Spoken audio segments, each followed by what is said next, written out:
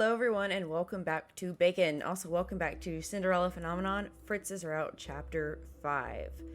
Fritz and Varg are the same, which is what we discovered in the last episode and I had to kind of freak out about. Just a tiny one. It is not possible. Why would Dolores say that? Princess. Sir Mithros? Uh-oh.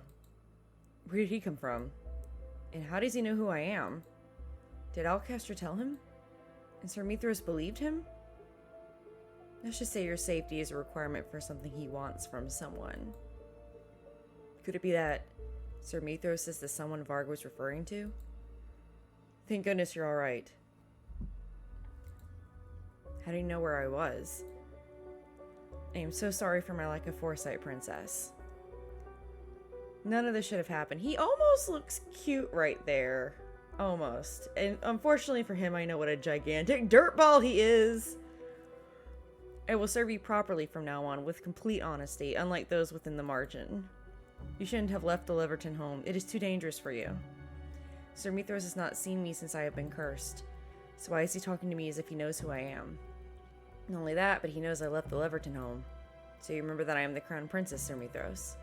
I cannot lie to you, princess. Yes, I do remember. How is that possible? I am a witch. A witch? Father would never let a witch work in the palace. I feel the cogs in my mind slowly whirling, piecing together a puzzle I cannot see fully. The witch who set the alarm on the Leverton home, the person Sir Alcaster wants a favor from, and the person he and Varg are working for. It's him? But you must believe me when I say I mean you no harm. I only want to protect you from the people in the margin. Protect me? Those in the margin have cursed you. It is unforgivable. When I heard what they did to Varg in order to abduct me from Varg? Who is Varg? You would not believe me if I told you the truth. I believed you when you said you were a witch. True. Forgive my assuming, princess. I take a deep breath and look him in the eyes. Are Varg and Fritz the same person? Yes, in that they inhabit the same body. So Dolores was telling the truth, but it was necessary. Fritz was not willing to follow some of my orders that ensured your safety. Varg, however, is obedient and a more capable bodyguard. Nothing can be allowed to stand in the way of your safety, least of all the knight who is meant to protect you. Are you the one who cursed him? Yes. He said that without even batting an eye. My princess, you must believe me. Those in the margin are only lying to you, trying to keep you away from your destiny. They are your enemies. How can you know that? I do not wish to bring up uncomfortable subjects, but you must be aware of the public's opinion of you. Yes, they hate me for some reason, and they want Emmeline to be crowned princess in my place. Sir Mithros nods, his expression solemn but flickering with sympathy. And the Martian people have cursed you, haven't they? Such a curse keeps you from your rightful place. He is right. I believe you have been cursed because they see you as a threat to their true goal. Their true goal? Perhaps they meant to teach you a lesson, so to speak, because they irrationally despise you. Such people cannot be trusted. They only seek to use you and hurt you for their own pleasure. They will probably do anything in their power to keep you from breaking your curse. I cannot let that happen. I failed my queen in this once. I shall not fail you. Could that be true? Dolores and Parfait are trying to balance the light and darkness in the kingdom, and the curse is meant to teach me. So could what Sir Mithros is saying really be true? And she might not be questioning things if she had more reason to trust everybody. I mean, it's great that Dolores finally broke down and told her something, but still. What he says makes sense. I'm gonna save, and honestly, I know that what he says is not the truth because I've been through the other routes and everything. I think she would probably believe him, but I want to doubt him, so we're going to doubt him first. But it cannot be true, right? I don't believe you. The people of the margin are not... Would good people curse you, even knowing how much you would suffer as a consequence? Leave you on the street for days, homeless, to be mugged, robbed, and possibly other really terrible, horrific, can't-be-taken-back things? If they truly cared about you, would they curse you? Dolores might be the one who cursed me, but everyone else in the margin doesn't seem to think anything of it. I do not know what to think. I know this is difficult to believe coming from me, so why not ask them, princess? Ask the margin traitors if they consider you a threat. Ask if they do not intend for you to suffer beneath the weight of your curse. You will learn that I have not lied.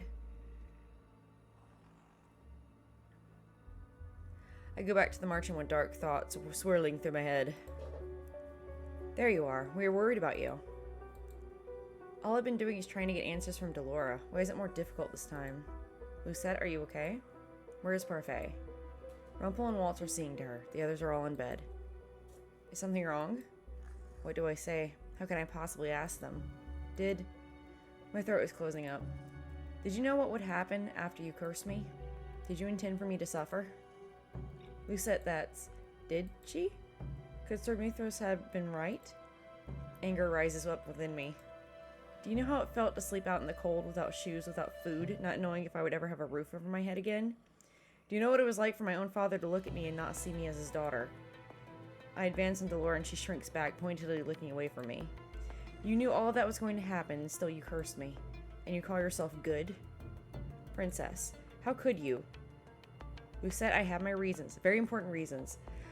There is no reason on this planet that is good enough for you to have left her on the freaking streets in danger like you did. Heck, those guys that attacked them later at the shop wouldn't have even come across her in the first place had you not freaking just left her there after cursing her. You were right there. You were there with her in person. You could have taken her straight to the Marchen. Nope, you left her on the streets homeless. Is it because I'm a threat to you somehow? Thor's expression shows me that she is hiding something. She has been hiding something since the beginning. I wouldn't put it that way. Did you curse me to teach me some sort of twisted lesson? I told you before, Princess, that the wicked were taught to be good through curses. Everything I've done is to help you. Uh-huh. Flora's face is pale. I can see the anxiety in her eyes, as well as the guilt. She does not need to say anything else. Delora cursed me to hurt me. If she had wanted me to break it, she would have helped me rather than just criticize my every move. Yeah. All that she has succeeded in doing is keeping me from my birthright, and those at the Marchen all agree with that sentiment. Lucette, I'm serious. I really want to help you. Serious? When she has done nothing to help me? The answer is obvious. Delora does not want me to succeed. They are not different. They are the same. They are the same as everyone else. Sir Mithras was right. I cannot believe I trusted you. I thought everyone here was different. I thought you were different, but I was wrong. I turned to leave. Lucette, wait. I make my way back to where I was earlier, making sure no one has followed me. I see that Sir Mithras stands firmly in the same place. As I draw near, I notice his expression is concerned, his eyes gentle. Are you alright? I take a moment to assess my feelings. There is anger, but also resignation. Was I expecting him to be right all along? Rough night, huh? Ah, Varg! Where did Varg come from? I'm afraid our princess has learned the true nature of her Marchen friends. I did not have to speak with everyone to know. No one in that place has any reason to help me. It's naive to think that their kindness does not come with a price. Come, let us leave this place at once. Rough night. Good gravy. Sir Mithras holds out his hand for me, but I do not take it. I instinctively take a step back. Is something wrong? Where do you intend to take me? To your rightful place. I will take you back to the palace. How? No one there will believe you.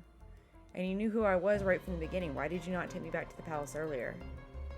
I apologize for the delay, but I was making preparations for your return.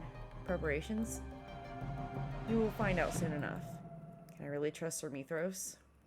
At this point, I am not sure whom I am supposed to trust anymore. I would rather stay with Fritz. My eyes fly to Varg, but I do not sense any of Fritz's warmth on his face. His lips slowly curl into a smile when he meets my gaze. So the princess knows, huh? Where is Fritz? Sleeping. Should I wake him for you? I am not in the mood for jokes, Varg. I want Fritz back. You wound me, princess. You choose him over me. I can protect you better than he can. His smile becomes more malicious when he sees the irritation on my face. I will be safer under Fritz's care. Oh, will you now? Because I'm confident you'll be safer under mine. Varg, do not be disrespectful to the princess. I don't know why I'm so freaking amused by this. Varg scoffs but says nothing more when Sir Mithras turns to me. Princess, it is of the utmost importance that you are kept safe away from the Marchen, and the palace is the safest place I can think of. And also, your mother requires something of you. What is he talking about? Mother is dead. Tell me what it is. I cannot talk about it here. Once you return to the palace, I will tell you all that you need to know. Right now, I must return to the palace to make the final arrangements. Varg will escort you to the Leverton so that you may gather your things. At dawn, come to the palace gates. I will ensure your entrance and safety from there. Until tomorrow, Princess. Sir Mithras bows to me, but does not even spare Varg a glance as he walks away. I turn to look at Varg. It is still hard to believe that he and Fritz could possibly be the same person. His hair color, posture, and personality are also different from Fritz's. He is, in fact, a goth boyfriend. The other boy is cinnamon roll. How could they be the same person? Do I have something on my face? Close the distance between us with a single step. Watch yourself, princess. I bite.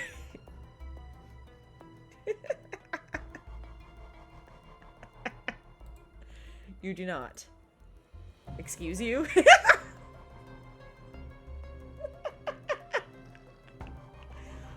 Varg looks slightly shocked by my straightforwardness, which is surprising in and of itself. There is no reason for me to be afraid of you. If this is Sir Mithras' doing, then he won't let Varg hurt me. Mithras has a terrible habit of running his mouth, doesn't he? I ignore the flare of awareness in the pit of my stomach as I look closely at Varg's face. They are the same height and build, but that is not so strange. I lean in closer still so that I can look past the shape of his mask. His eyes are the same. They are Fritz's eyes. I can no longer deny everything Sir Mithras and Delore have told me. The man standing before me is both Fritz and a stranger, one of the people I thought I knew best, but now I know nothing about. You are Fritz's curse, but I have not heard of a fairy tale that involves two people sharing one body. Yeah? You really should brush up on your fairy tales. Varg's voice is suddenly lower, a low growl in his throat. I feel a shiver run down my spine. I try to run away, only to have my attempt thwarted by Varg, who stops me by reaching out to grab my arm. You cannot hurt me even if you wanted to. Fritz would never. Oh, but I'm not Fritz. Your sad little puppy knight might worship the ground you walk on. He might sit and beg for a single scrap of your attention. But guess what? I'm not your dog. Why are you being all growly? He abruptly releases me and turns swiftly on his heels before walking away, footsteps smooth. For a moment I stand there shocked. How could he insult Fritz in such a manner if they are the same person? How could a curse change Fritz into someone like Varg? Well, I already know which decision I'm making. We're defending our boy. Fritz is not a dog. Really now? How much do you know about your precious knight? Really now? How much do you know about your precious knight? I try to say something, but nothing comes out. It is true that I do not know much about him at all. You know nothing about him, so stop pretending you do. Varg continues to walk forward, ever so slowly, but I remain rooted in place. Eventually he whirls around and looks at me. Any day now, princess! I study his expression and body language. While his glaring might have made me nervous earlier, it does not faze me now. All this time I've been uneasy about you, even though it is your mission to keep me safe. But if that's the case, why do you seek to frighten and overpower me at every turn? I raise my eyebrow at him, then take a confident step forward. This time it is Varg that jerks away from me. Does having to answer to Sir Mithras and Sir Alcaster chafe at you, Varg? If it does, perhaps you're more similar to Fritz than you think. Varg's hands clench over his cane as he glowers at me. You always talk about that idiot. Do you know how sick I am of hearing about him? You want to know the truth, Lucette? You're wondering how two personalities can share the same body? Well, sure, magic was the catalyst, but the other part of the magic, well, that was all Fritz. What? You think Fritz is some great honorable knight? Well, if that was true, his intentions would need to be good to the core. And then you know what? I wouldn't exist. What is he suggesting? Can't make something from nothing. Some part of your precious Fritz became me, princess. There was already something dark and twisted in his soul. The curse just brought it to life, and now here I am. No, you're wrong. Fritz, twisted and dark? I do not believe it. Does he even know how to spell twisted and dark? I think I know Fitzgerald a lot better than you do, Lucette. Don't think I act this way of my free will, at least not completely. I have these compulsions. The spark in Varg's eyes is dangerous. His eyes suddenly seem out of focus as he stares at me, his gaze glassy. Uh-oh. His expression suddenly twists, becoming something dark and anguished. He doubles over to the ground with a pained gasp. You were meant to be asleep. Uh-oh. Who is he talking to? Fritz! I watch in horror as Varg's body is eclipsed by a slow-moving shadow. The darkness envelops his body, and all I can do is stare in shock as his figure fades into a black silhouette. Before I can decide whether to go to his side or not, the shadows tumble like a fallen cloak. I immediately recognize the man standing before me. Fritz! Princess, what are we doing here? You don't remember? Fritz places a hand on his head and cringes. I see him stumble slightly as he slowly rises. I'm not sure. I remember falling asleep. Then there was this distant pain that woke me up, and now I'm suddenly here with you? Did Varg's emotions somehow trigger Fritz into waking? I'm sorry, Princess. My mind is a little foggy. I don't understand what's going on right now. Fritz shakes his head before turning to look at me with a tired, faint smile. Perhaps I'll feel better once I get some rest. You're right. Let's go back. I feel the tenseness come back into my body as I remember all the things that transpired at the march-in. The building is dim at night and looks more like a place of shadows than anything else. I clench my hands into fists and try not to shake. They intended to hurt me. They wanted me to suffer. My heart hardens into something cold and sharp as ice. Their kindness was a lie. Mother taught me people were like this. I should have listened to her. I finally turn away from the march-in with conviction. I am not meant to stay there. I must go to where I belong.